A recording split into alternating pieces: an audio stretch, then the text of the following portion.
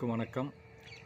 ஒரு இந்திய ஒன்றியத்தில் தமிழ்நாட்டுக்கு ஒரு மிக மகிழ்ச்சியான ஒரு செய்தி ஒன்று வந்திருக்கு.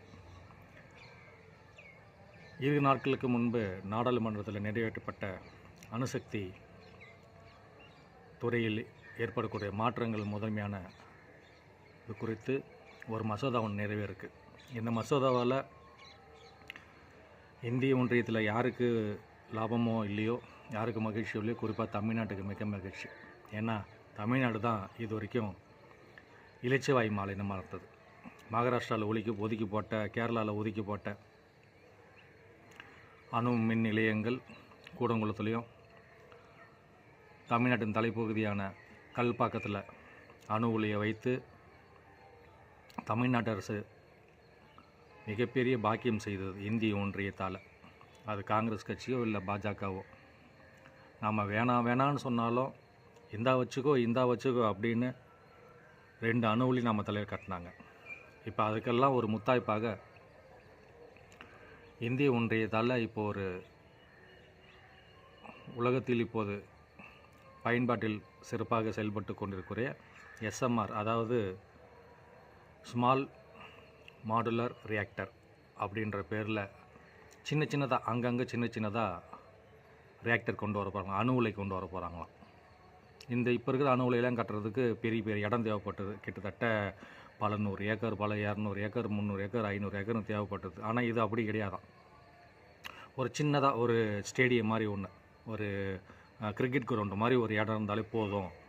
அதில் அங்கங்கே சின்னதாக வந்து ரியாக்டர் வச்சுருவோம். கிட்டத்தட்ட 200 மெகாவாட் 300 மெகாவாட் நாங்கள் அதில் உற்பத்தி பண்ணி அந்தந்த நகரங்களுக்கு தேவையான உற்பத்தி நாங்கள் அதிலே பண்ணிவிடுவோம் அப்படின்னு இன்றைக்கி இந்திய அரசாங்கம் அந்த திட்டத்தை கொண்டு வந்திருக்கு. இதில் குறிப்பாக இன்னொரு விஷயம் என்னென்னா, இது அரசின் மூலமாக செயல்படுறது மட்டுமல்லாமல் தனியார்களே இதை கொடுக்க போகிறாங்களாம்.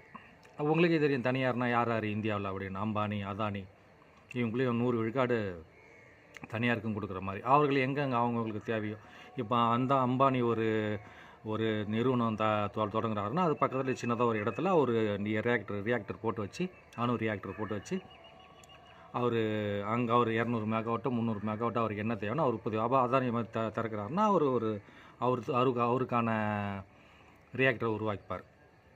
இந்த மாதிரி திட்டங்கள் வந்து பார்த்திங்கன்னா ஏற்கனவே இந்தியா உலகம் முழுக்க செயல்பட்டு தான் இருக்குதா. இது வெற்றிகரமாக செயல்படுதான்.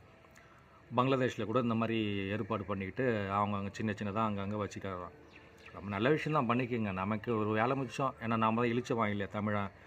அங்கங்கே நம்ம தலையில் வந்து கொட்டிட்டுவான். நாம் என்ன சொல்கிறோன்னா, ரொம்ப நல்லது. நீங்கள் ஒரே ஒரு விஷயம்னா, டெல்லியை சுற்றி ஒரு 500 வச்சுக்கங்க. பிரதம மந்திரி ஒரு அலுவலகம் பக்கத்தில் ஒன்று, குடியரசுத் அலுவலகம் பக்கத்தில் ஒன்று, நாடாளுமன்ற வளாக பக்கத்தில் ஒரு 2, பெரிய அதிகாரிகள், பெரிய கோடீஸ்வரெலாம் இருப்பாங்களே அவங்க வீட்டுக்கு பக்கத்தில் இப்போ ஒன்று வச்சுங்க. ஒரு 500 600 வச்சுட்டிங்கனாக்கா, ஏன்னா டெல்லி வந்து பெரிய மாநகரம், மின்சாரம் உங்களுக்கு அதிகமாக தேவைப்படும். எதுக்கு தமிழ்நாட்டில் அங்கே அணு உலையை உண்டாக்கிட்டு அங்கேருந்து மின்சாரத்தை கொண்டு போயிட்டு அதை டிரான்ஸ்மிஷன் லாஸ் அப்படின்னு சொல்லிக்கிட்டு கடத்துதற்கான இழப்பு, மின்சாரத்தை இங்கேருந்து ஒயரில் கொண்டு போகும்போது எங்களுக்கு இழப்பு ஏற்படுது. இந்த மாதிரி தொல்லையே இருக்காது. அங்கங்கே ஒன்று வச்சுங்க.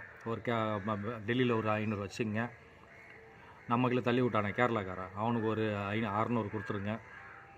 மராட்டியத்துக்கு ஒரு 500 1000 கொடுத்துருங்க. யாருக்கெல்லாம் எவ்வளோ தேவையோ அங்கங்கே வச்சு இந்தியா முழுக்க சேட்டலைட்லேருந்து பார்த்தா இந்தியா முழுக்க வந்து பார்த்திங்கன்னா வெறும் ரியாக்டராக தான் தெரியணும். அங்கங்கே குட்டியாக நம்ம அந்த உடம்புல மறுக்கள் வரும் பார்த்திங்களா, அந்த மாதிரி குட்டியாக எங்கே பார்த்தாலும் வந்து ஒரு ரியாக்டர் வரும். ஒரு லட்சக்கணக்கான ரியாக்டர் வச்சுருங்க. நாடு நல்லா சுபிட்சமாக இருக்கும், நல்லா சிறப்பாக நாடு இருக்கும். மரபு சார்ந்த எரிசக்தியெலாம் விட்டுருங்க. மரபு சாராததை வச்சுங்க. மரபு சாராத இருக்குது இல்லையா, அதெல்லாம் விட்டுட்டு நீங்கள் இந்த மாதிரி செயற்கையாகவே ஒரு மின்சாரத்தை வந்து மின்சாரத்தை விட்டுருங்க, காற்றாலையை விட்டுருங்க, சூரிய ஒளி சுற்றி ஊக்கப்படுத்தி அதெல்லாம் எதையுமே பண்ணாதீங்க. இந்த மாதிரி எஸ்எம்ஆர், அதில் இவங்க ஒரு புதுசாக ஒரு பேர் வச்சுக்கிறாங்களாம். SMR SMR Bharat small modified ரியாக்டராக. இதுலேயும் பாரத்து கொண்டு வந்து புகுத்தோம். அவன் எஸ்எம்ஆர்னு பேர் வச்சா இவங்க வந்து பிஎஸ்எம்ஆர்னு பேர் வைப்பாங்க. இது ஒரு 20,000 கோடி ஒதுக்கிக்கிறாங்களாம் அதுக்காக. இல்லை தனியார் பங்களிப்பும் அவங்க யார் யார் வேணும். இப்போ நீங்களோ நானோ கூட இங்கே கோடிக்கணக்கில் பண்ண வச்சுருந்தீங்கன்னா அரசாங்கம் விண்ணப்பிச்சுன்னா நீங்கள் தனியாக ஒரு யூனிட் ஒன்று ஆரம்பிச்சிக்கலாம். அது வேணால் திட்டத்தை கொண்டு வந்துக்கிறாங்க. உலகம் முழுக்க அவன் அணுசக்தி திட்டத்தை கை மூடிட்டு போகிறான். ஏஞ்சலா மெர்க்கல் முன்னாள் ஜெர்மன் பிரதம மந்திரி வேண்டான்னு சொல்லிட்டு ஒதுக்கி விட்டு போகிறாங்க. ஃபுகுஷிமாவுக்கு பிறகு ஜப்பானில் வேணான்னு சொல்லிட்டு ஒதுக்கி விட்டு போகிறான். ஆனால் இங்கே எங்கெங்கெல்லாம் கட்டி கேஷ் வருதோ புத்தின் வந்தார் பார்த்தீங்களா போன வாரத்தில். அந்த புத்தின் வந்து கூட வந்து பார்த்திங்கன்னா இன்னும் நாங்கள் கூடங்குளத்தை விரிவாக்கம் பண்ணுவோம், எங்களோட தொழில்நுட்பம் அனைத்தையும் கொண்டு வந்து கூடங்குளத்தில் நாங்கள் வழிவகை பண்ணுவோம் அப்படின்னு அவர் சொல்லிட்டு போகிறார். அவர் நாட்டில் எதுவும் வைக்கல. அவர் நாட்டில் எந்த அணுவலியில் வைக்கல. ரஷ்யாக்காரனுக்கு தமிழ்நாட்டுக்கு கரண்ட்டு கூட அவனுக்கு என்ன தலையெழுத்தாயா? அவனுக்கு லாபம் இல்லாமையா பண்ணுவான்? செர்னோஃபில் 84 செர்னோஃபில் வெடிச்சுது. அதையே ஒரு மாதம் வரைக்கும் மூடி மறைச்சிருந்தான் அந்த ஆள் ரஷ்யாக்காரன். ஒரு மாதத்துக்கு மேலே, ஒரு மாதத்துக்கு பிறகு தான் நமக்கே உலகத்துக்கே தெரிஞ்சுது இந்த மாதிரி அணு உலை வெடிச்சு போச்சுன்னு. காலம் கடந்து பழசான திட்டங்கள் அனைத்தையும் வந்து பார்த்திங்கனாக்கா இந்தியாவில் கொண்டு வந்து கொட்ட வேண்டியது. காடை அழிக்க வேண்டியது, மலையை உடைக்க வேண்டியது, மண்ணை திருட வேண்டியது. எங்கெங்கெல்லாம் கைவிடப்பட்ட நிலக்கரி சுரங்கங்களோ அங்கெல்லாம் கொண்டு போயிட்டு இந்த மறுபடியும் இந்த ரியாக்டர் வைக்க போகிறாங்களாம். ஏதோ ஆட்சி அமைக்கணும்னு முடிவு பண்ணிட்டீங்க, 3வது முறை ஆட்சிக்கு வந்துட்டாங்க. இவங்க மட்டும் இல்லை, யார் வந்தாலும் இந்த திட்டத்தை தான் பண்ணுவாங்க. என் காங்கிரஸ் இருந்தால் மட்டும் அவங்க மட்டும் யோகியமாக நீங்கள் கேட்கலாம், அவங்கள தான் அந்த வேலையை பண்ணுவாங்க. எந்த வளர்ச்சி திட்டமோ எதுவுமே கிடையாது. பொருளாதாரம் வளருதா, இல்லை நாட்டோட மக்கள் வளர்கிறாங்களா, ஏழை மக்களோட வாழ்க்கை தரம் முன்னேறிச்சா, எதுவும் கிடையாது. எதுவாக இருந்தாலும் நாங்கள் அந்நிய முதலீடு. இப்போ அந்த 100 நாள் வேலை திட்டத்தை மாற்றுறதுக்கு காந்தி 100 நாள் வேலை திட்டத்தை பேரை மாற்றிட்டு நாய்க்கு பேர் வச்சு சோறு வச்சியான்னு கேட்பாங்களா, அந்த மாதிரி பேர் வச்சு சோறு வச்சியா அப்படின்னு நாம் கேட்குற நிலமை வந்துடும் உங்களுக்கு. பேரை மாற்றினீங்களே, மக்களுக்கு சோறு போட்டிங்களா நீங்கள், 100லேருந்து 150 நாளாக மாற்ற போகிறாங்களாம். அதுலேயும் ட்விஸ்ட்டு வச்சுக்கிறாங்க, பல ட்விஸ்ட்டு. 60 நாளில் வேலைக்கு வரக்கூடாது, 40 நாளில் மட்டும்தான் வேலைக்கு வரணும், ஆரம்பத்துலேயும் கடைசிலையும் வேலைக்கு வரக்கூடாது, குறிப்பிட்ட நாளில் நீங்கள் வேலைக்கு வரக்கூடாது, மீதி நாள்லாம் வரணும் அப்படின்னு. முதலாளித்துவ பிரபுத்துவ சட்டம். 60 நாளில் வேலைக்கு வந்தால் அவனுக்கு பங்கு கொடுக்கணும்ல. அதில் வேலை வாய்ப்பு இல்லாமல் பல பேர் தெரிஞ்சு கிடக்கிறான் நாட்டில். அவனுக்கு எந்த வேலையும் இங்கே செய்யறதுக்கான வேலை கிடையாது. இதில் ரியாக்டர் வைக்க போகிறாங்களா, வச்சுங்க, தாராளமாக வச்சுங்க, நல்லாயிருக்கேன்.